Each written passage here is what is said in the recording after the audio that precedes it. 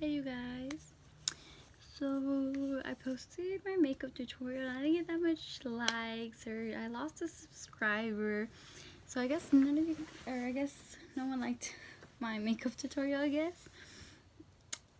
I'll keep posting just for those people that wanted the makeup tutorial, because a lot of people did tell me to do a makeup tutorial, but I guess not everyone. But a lot of you guys have been asking me since December, and I totally forgot about it till now when someone mentioned it. Story time about the time I found out I was pregnant, and then the day I was the day I gave birth, or the week I gave birth. I'm gonna do the week I gave birth because it is a lot of information to put on a story time that week. So yeah, I think I'm gonna do that.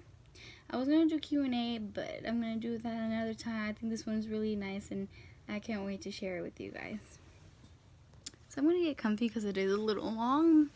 So I'm gonna start with a couple of days before I found out why I wanted to find out. So I was at this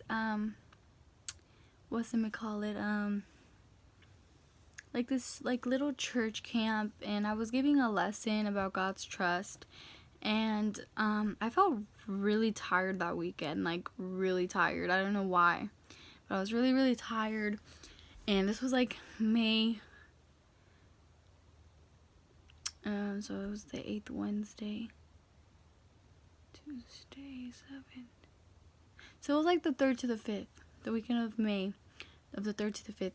And so I was really tired. That Saturday I was giving that lesson, and after I gave the lesson, since I didn't really have to participate in the activity because I was like a core member, I was someone in charge, I guess. I don't know. I wasn't someone participating, I guess you can say. I was like a leader. There you go. And so I asked if I could take a nap, and they said it was okay. So I took a 2-hour nap because that's how long the activities were. And then after that, I still felt really tired, and I felt really nauseous, and I felt like throwing up and stuff. And I ate, but I didn't really feel like eating, you know. And it got to the point where I was like, I need to take a pregnancy test. And then I realized that I haven't had my period in February, March, 4 months. I haven't had it for almost 4 months. So I was like, okay, I really need to take one. So my old friend at the time, I told her about it, and I was like, I really think I'm pregnant. I really need to take a test. This is serious. I could probably be 3 or 4 months pregnant.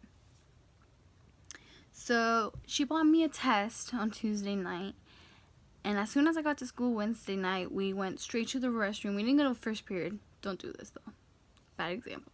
But we didn't go to first period because I really wanted to know if I was pregnant or not. So we went straight to the restroom. I took it, and we were laughing and we were talking for a bit. And after 3 minutes, I looked down to the sink, and I saw right there on the pregnancy test, pregnant. My reaction, I literally went from a happy face to a straight face. And that's how my friend described it. And I was scared. I was really scared. I wanted to cry. Then I thought to myself, okay, I need help. So I went to the office because I was scared about how my mom was going to react. So I was like, I need help with this. So I went to the office. I told them what was going on. I told the baby daddy too. Before I went to the office, I told the baby daddy. And, his reaction, I'm not going to mention. I'm just going to say it wasn't good. And, but he's out of my life. So who cares about his reaction now, because he's out. He's not here. So no one cares about his reaction now. But yeah, I went to the office, and they told me ideas. They told me that I could go to a clinic without my mom knowing, because anything can trigger a pregnancy test. So I was kind of positive. 50 was mean okay, so I can be pregnant. 50 I mean was there's a good chance I'm not pregnant. And But then my baby daddy told his mother. I was planning on going to the clinic before telling my mother, just to see if I was actually pregnant. But he went ahead and told his mother. And so the mother came to the school, and she was like, you need to tell your mother because we need to figure out an idea. We need to figure out what to do, this and that. And so I ended up telling my mom through the phone. She was not happy, obviously, and but then my baby daddy, sorry, I'm like spacing out. My baby daddy's mom offered to take me to the clinic to make sure I'm actually pregnant and how long I am, so we can figure out what's the best plan. So we went after school. They picked me up. My baby daddy and the mom decided to go home after that whole talking situation. And like after school around 1:50, 1:45, they picked me up. We went to the clinic. Permission from my mom. Don't worry, I did get permission to leave school with someone else. Just because she was mad at me at the time, so she didn't want to deal with that. But yeah, we went to the clinic, and it was kind of nerve-wracking sitting there and filling out papers and like thinking like, oh my god, I probably have a child in me. And they took the ultrasound, and you see this. I couldn't stop smiling. I saw my beautiful baby right there on the screen, and I was like, wow, that's really a baby right there. And it was just nice to see that there's a human being in me. After that, I was still pretty scared about being a mother at this age, and I still couldn't accept the fact that I was still a mother. I mean, it was right there in front of me, and like right there, I was just like, wow, I'm actually a mother. But then after that, I was just like, no, I can't be a mother. I've been through this, I've been through that. And it was a hard time for me from May to about September. It was really hard because when people were finding out, they judged me. When some of my friends found out, they stopped being friends with me because I'm 16. You know, they never experienced this. My depression started to hit a little bit more, just because my mom was in that phase where it was like she couldn't accept it yet. She was supportive, she just couldn't accept it. And it was just really hard for me. But then I realized that God wouldn't have put me in this situation if he knew I couldn't handle it. And I kept telling myself over and over that. And I realized the timing, and you know, I've always believed that God's timing is perfect. And yeah, I lost someone, and now I'm gaining someone, and I'm sad that I lost my dad, but I'm gaining something good out of it, you know. And so after September, when more people started finding out, and I found more supportive people, and people were telling me the same thing that I was thinking, it felt really good, and I started to accept it. And that's when I finally like came out and told people that I was pregnant. And it was just really nice to have people there and supportive. So that's how I found out, and that's how my first few months were. Now I'm gonna tell you guys my week that I gave birth. So I was supposed to be due, or my prediction due date was October 18th.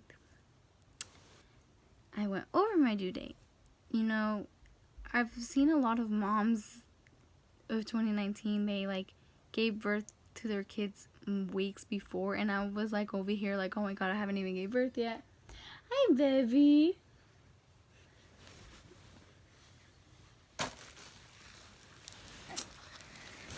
This is my little blessing. Alright, well, let's see if you guys can see me. Alright, well, the week that I gave birth, I was still curious. I was like, oh my god, like, when am I gonna give birth? And a day before I gave birth, I was still, rephrase that. A week before I gave birth to him, I was 2.5 centimeters. So I dilated a little bit, but not enough to give birth. And I didn't even feel contractions yet. And then a day before I gave birth, they told me that I had to, he's just looking at the camera like, what the heck is this? They told me that I had to get induced because I was still like 3 centimeters, so I didn't even do that much. And I was over my due date, and it wasn't, the best option was to get induced. So I had to get induced at 9:30 the next day, so the 25th, and this is the 24th I was getting all this information for. So I was supposed to get induced, and then, then poof, I like took these things on the night of the 24th, and I didn't think it was gonna work, but yeah, the next morning, 1 o'clock in the morning, I like got up to go use the restroom, and then I went back to bed, and then I felt like I peed myself once I got in bed, and I was like, what the heck, I just went to go use the restroom, and I didn't even go that much, and then boom, I realized that my water broke. Yeah, I realized that my water broke, and that maybe it was time for him to come, and like, I went to the restroom to go clean myself up, to actually go see if my water broke, and it's weird, because I actually smelled the water to see if it smelled like pee, and it didn't. So, I like went upstairs again, and I told my mom, I think my water broke. And my mom was really like happy that I was gonna get induced at 9:30 because she didn't have to worry about leaving the kids with someone. But my water broke at 1 o'clock in the morning, so we were just like, oh my god, how is this gonna happen? How are we gonna leave the kids? And we ended up leaving the kids for like about an hour. My grandma went to go take care of them. Once she got out of work, she went to our house and she like took care of them. So we only had to leave them for an hour. And then by 4 o'clock, so when I got there, I was still 3 centimeters. By 4 o'clock, so I got to the hospital at 2. And yes, I did get an epidural. But yeah, by 4 o'clock, I was 7 centimeters. By 7 o'clock, I was 9 centimeters. And then by 7:30, I had the urge to want to use the restroom so bad. So they were like, oh yeah, maybe he's coming now. So they checked me, and I was 10 centimeters. So they were like, okay, we need to get ready to push because you're ready. They're like, yeah, you're ready to push. So 10 centimeters.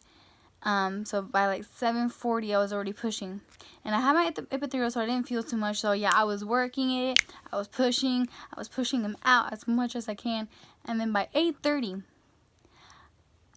I don't know what happened, but I wanted to give up. I gave up. I felt everything. Everything hurt so freaking bad.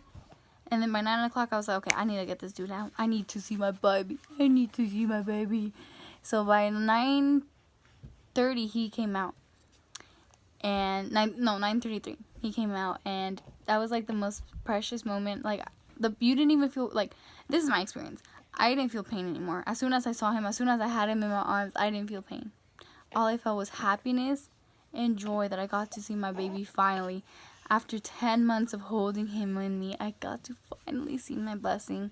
Finally get to see this little boy. This little baby boy. And honestly, he has been a blessing. But get this. This is why I felt everything. The contractions, supposedly you're only supposed to feel pressure. I felt everything, dude. Everything. So, they told me that when they tried to take the epidural out, it was already out of me. I already had the epidural out. They didn't have to do anything. They checked my back, and it wasn't even in me anymore.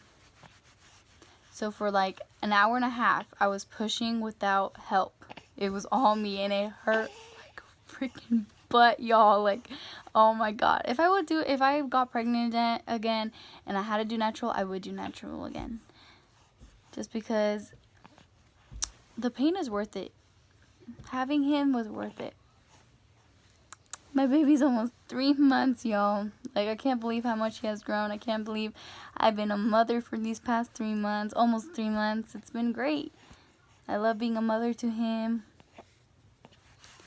It's hard sometimes. It does get really, really rough. I'll admit, but... Uh-oh, he's getting cranky. He's getting cranky. it's hard, but I'll admit it is really special moments to have with your son or with your kid, no matter what you have. It's special, and I'm so glad I'm his mother, and I just love him so much. He's so cute. I love my baby boy. I love my baby boy. Okay, I'm gonna stop. But yeah, that was my story time, and I hope you guys enjoyed it. And if you guys want any more story times, DM me. I'm open for more ideas. Till next time, like and subscribe, please.